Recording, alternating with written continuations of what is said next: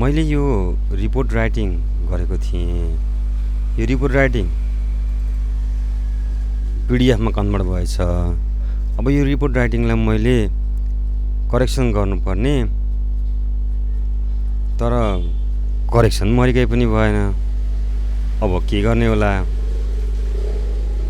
कस्तो यो साइज अलिकति तल माथि तान्न पाए पनि हुन्थ्यो, यसलाई नभए यसलाई अलिकति चेन्ज गर्न पाए पनि हुन्थ्यो। यो त हुँदै भएन, यहाँ पनि बिग्रिएछ। मैले यसलाई अब कसरी म्यानेज गर्ने होला? के तपाईँ पनि यस्तै समस्याबाट ग्रसित हुनुहुन्छ? तपाईँलाई तनाव भइरहेको छ? पिडिएफमा चेन्ज भयो, मैले अब पिडिएफ फाइललाई मोडिफाई गर्नलाई फेरि अनलाइनमा गएर अनलाइन टुल युज गरेर पिडिएफ टु वर्ड गर्नु पर्यो।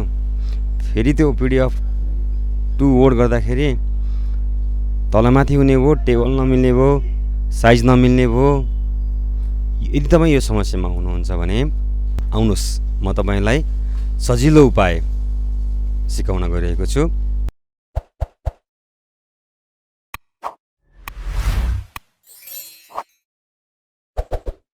हेलो, नमस्ते, म मदन। आज फेरि म तपाईँहरू माझमा पिडिएफ फाइललाई वर्ड फाइलमा कसरी कन्भर्ट गरिन्छ भन्ने टुल्स लिएर आएको छु। पिडिएफमा बनाएको फाइल अथवा धेरै स्टुडेन्टहरूलाई चाहिँ पिडिएफमा भएको फाइललाई वर्डमा कन्भर्ट गर्नको लागि अनलाइन टुल्स प्रयोग गरेर अनलाइनमा गएर कन्भर्ट गर्दाखेरि त्यही समस्याहरू, धेरै अप्ठ्याराहरू आइपरेको मैले सुनिरहेको छु। त्यो समस्यालाई दूर गर्नको लागि म तपाईँहरूलाई सजिलो उपाय, कुनै पनि सफ्टवेयर प्रयोग नगरिकन, कुनै पनि साइटमा नगइकन सजिलो तरिकाले पिडिएफ फाइललाई वर्ड फाइलमा कन्भर्ट गर्ने तरिका सिकाउन गइरहेको छु। कृपया यो भिडियो सुरुदेखि अन्त्यसम्म अवश्य हेर्नुहोला। लाइक, सेयर, सब्सक्राइब गर्न नबिर्सिनुहोला। हेर्नुहोस् त, यो बायोग्यास 2 भन्ने जुन यो पिडिएफ फाइल छ, म यो पिडिएफ फाइललाई क्लोज गरिदिन्छु। यो पिडिएफ फाइल हो, यहाँ बायोग्यास 2 भन्ने छ। म वर्ड खोल्छु, वर्ड फाइल खोलेँ र मैले बायोग्यास 2 लाई यहाँ गएर ओपन गर्छु। मेरो डेस्टिनेसन डेस्कटपमा छ, डेस्कटप र बायोग्यास 2 र मैले यसलाई सिलेक्ट गरेर ओपनमा क्लिक गरेँ।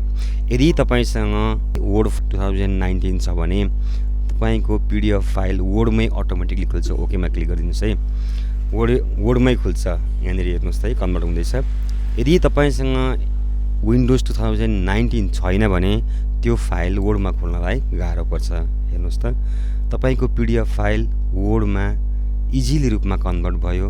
तपाईँले यसलाई मेट्न पनि सक्नुहुने भयो, तपाईँले यसलाई एडिट पनि गर्न सक्नुहुने भयो।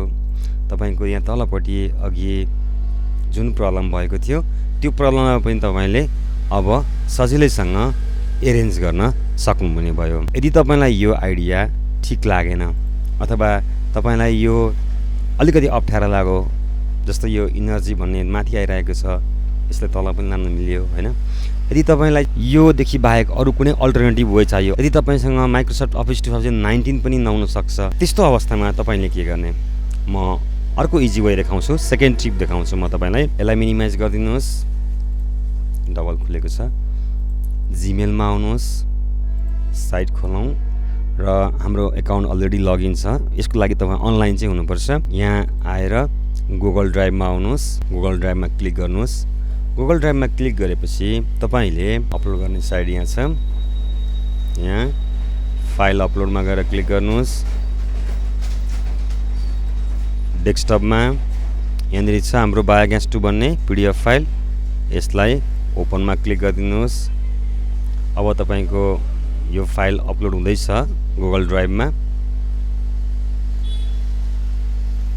बायोग्यास 2 भन्ने यहाँ अपलोड भयो र तपाईँले यसलाई राइट क्लिक गरेर ओपन विथ गर्न सक्नुहुन्छ। केमा ओपन गर्ने? गुगल डकमा गर्ने अथवा पिडिएफ एडिटरमा गर्ने, केमा गर्ने? नर्मली हामीलाई गर्नुपर्ने के हुन्छ, वर्डमा गर्नुपर्ने हुन्छ। त्यसकारणले हामीले यसलाई वर्डमा गरौँ। यसको लागि मैले गुगल डकको वर्ड खोलेँ। यो जति टाइम लाग्छ तपाईँको पिडिएफ फाइललाई कन्भर्ट गर्दैछ वर्ड फाइलमा। यसले तपाईँको यो पीडीएफ फाइल वर्ड फाइलमा कन्भर्ट भयो र यसलाई तपाईले अब फेरि माई ड्राइभमा आउनुहोस्, तलपट्टि बायोग्यास 2 भन्ने आउँछ, वर्ड फाइलमा कन्भर्ट भएको। यसलाई फेरि राइट क्लिक गर्नुहोस् र यहाँनिर गएर डाउनलोडमा गएर क्लिक गरिदिनुहोस्।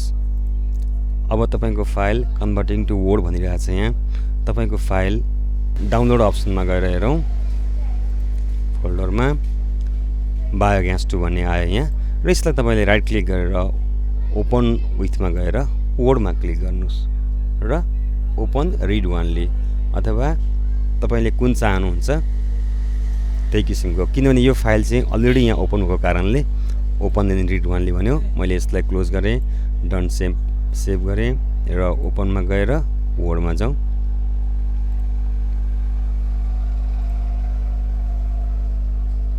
यो फाइल खुल्यो, इनेबल युजिङ गरिदिनुहोस्। अब तपाईले यसलाई इजिली रूपमा चेन्ज गर्न सक्नुहुनेछ। यसरी पीडीएफ फाइललाई इजिली रूपमा वर्ड फाइलमा कन्भर्ट गर्न सकिन्छ। धन्यवाद छ यो भिडियो हेरिदिनु भएकोमा। म यस्तै भिडियोहरू तपाईहरु माझमा लिएर आउनेछु। कृपया यो भिडियोलाई लाइक, शेयर, सब्स्क्राइब गर्न नबिर्सनुहोला। धन्यवाद।